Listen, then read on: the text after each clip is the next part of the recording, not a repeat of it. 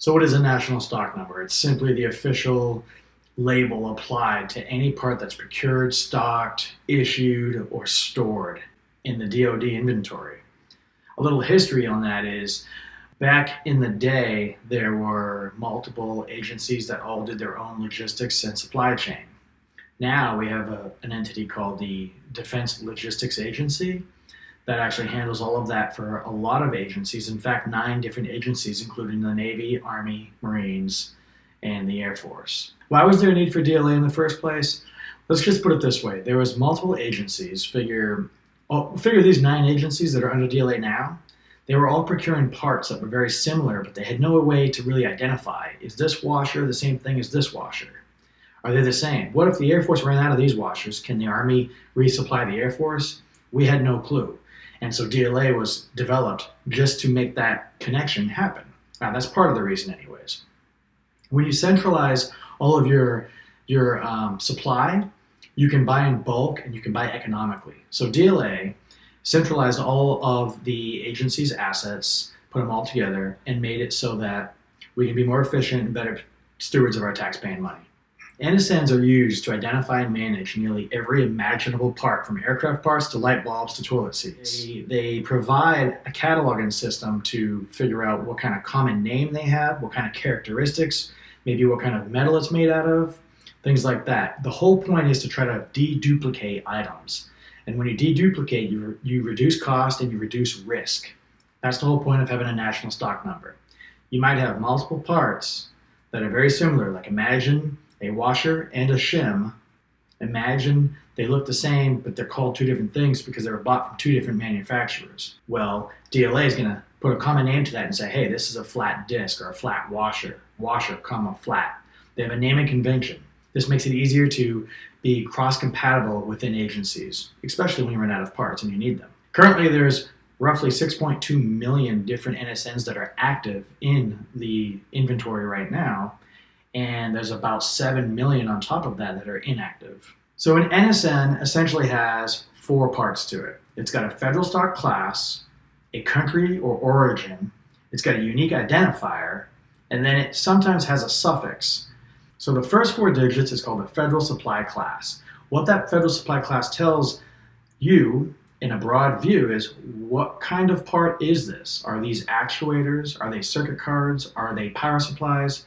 Well, with those first 4 digits, you can figure that out pretty quickly. If you manage parts that are very similar, they should have similar administrative controls, similar everything, similar repair processes, similar contracting processes. So you kind of want to manage those together. So this made it so that you can manage parts in bulk a lot easier.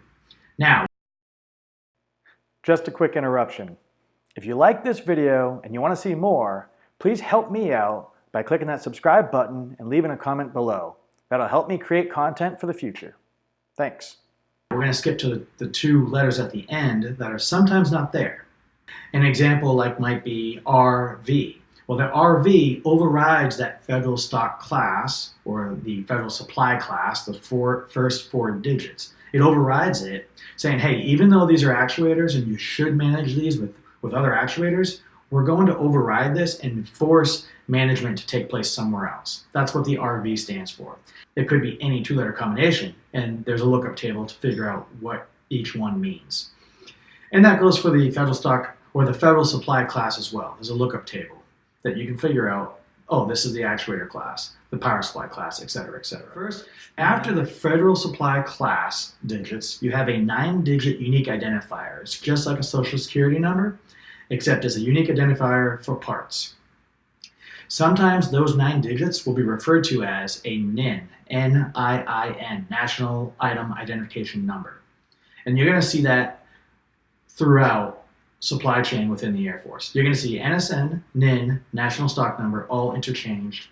Some of the characteristics that belong with a National Stock Number when you go to catalog this include the name of the part, the price of the part, what it's made out of, how to dispose of the part. Is it a hazardous material? Is it a critical item?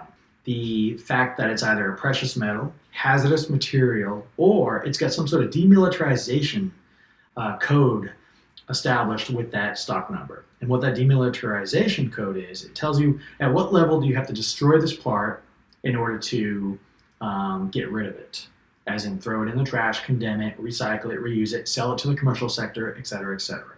So using the NSN methodology made it a lot easier to work with our allies, work with our partners and other sister agencies to actually do joint operations as well. So having a national stock number will reduce downtime for agencies because they can cross-utilize between agencies and they can all know that, hey, this part is in fact the part I need.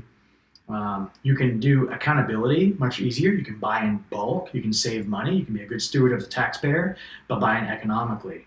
Using the national stock number attributes like the price will help negotiations and contracts. So when you're doing repair work or you're trying to buy something brand new, you have similar items that have costs associated with it. So the National Stock Number Archive can tell you that as well. So perhaps one of the most important parts of having a national stock number and a cataloging system that contains all of the attributes is that we can secure all of the data, all of the information, all the proprietary information in one central location, which will allow for maximum security versus multiple systems, maybe hundreds of systems in its place with hundreds of different security vulnerabilities.